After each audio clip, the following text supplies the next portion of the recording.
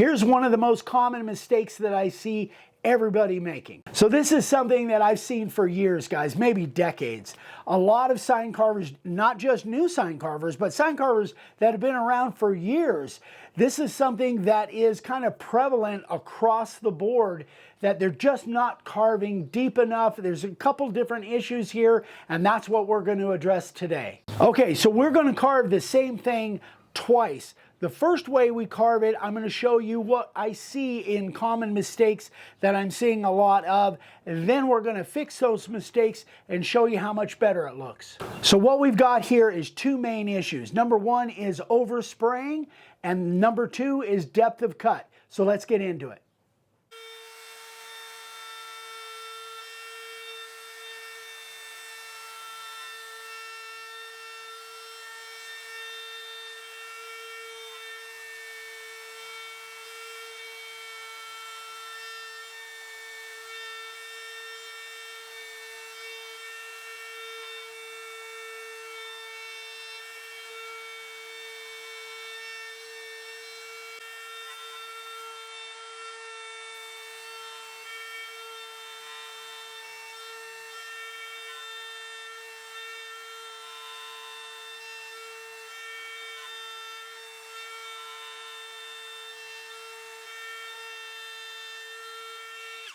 Okay, so I set this 60-degree bit at about 1/8 of an inch, was perfect for taking out both sides of the letter at the same time, which means I'm carving away all of the white.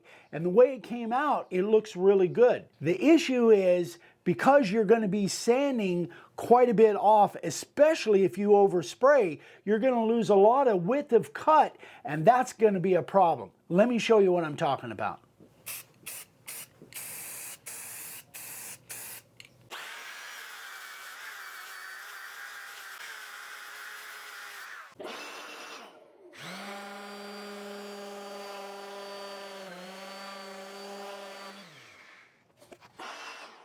All right, so there it is.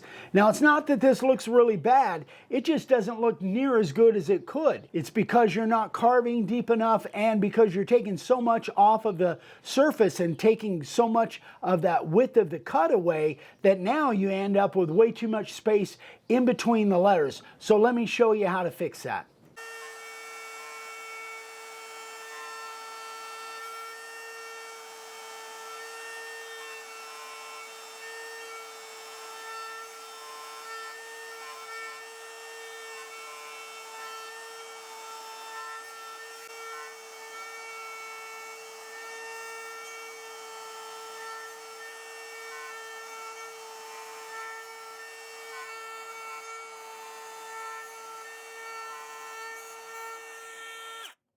All right, so now this is my normal depth when I'm cutting 1-inch inset letter, especially Clarendon, with the 60-degree. This is right at 3/16 deep. And you can see that I compensated, I kind of overcompensated, and I cut the line much wider than the actual letter itself. I don't know what the measurement would be, but I cut the line much wider because I know that even though it looks almost cartoonish now, it almost looks like a bubble letter, I know my final product will be less than this because of the sanding operation. The other thing to think about is on this one, I'm not going to spray near as heavy. I'm not going to overspray on this one like I did on that first one, which means I don't have to take off near as much of the surface of the board.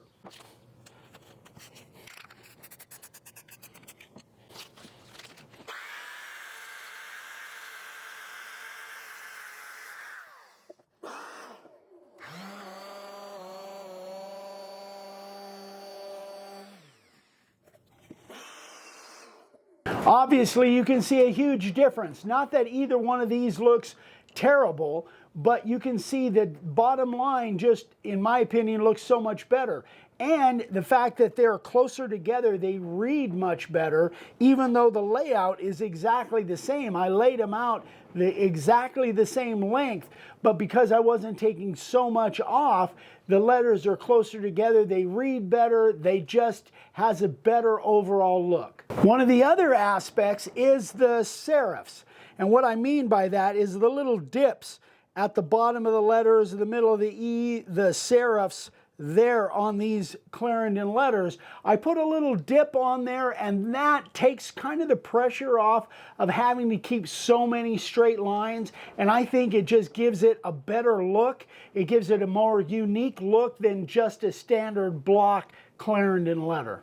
Now, I know probably for most of you, this is going to be difficult anytime you're carving outside the line. When we say so often, you know, kind of work your way up to the line. Now we're kind of the opposite. We're cutting the line away and going beyond that. I realize the difficulty of this, but understand, guys, I know I make this look really easy, and it is easy after you've done enough of them. I think over the last 55 years, I've probably done 1 million of these 1-inch inset letters, Clarendon especially, because that's what we started with way back in the 70s. This is another reason I think the fatty font is so much easier to learn on, because it's so much more forgiving. You've got a lot of room there. What you want to do is just lay out all of your Clarendon letters. If the Clarendon is one of the fonts that you're going to do, the same thing is also appropriate for Bookman letters, and just lay a bunch of them out on scrap and just kind of play with it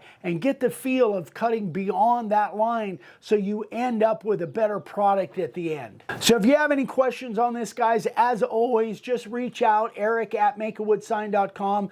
By the way, everything that we used here, all of our supplies, router bits, the layout letters, stencils, templates, everything's available over at makeawoodsign.com. Go check it out. We sure appreciate you. We'll see you on the next one. We love you. Bye-bye.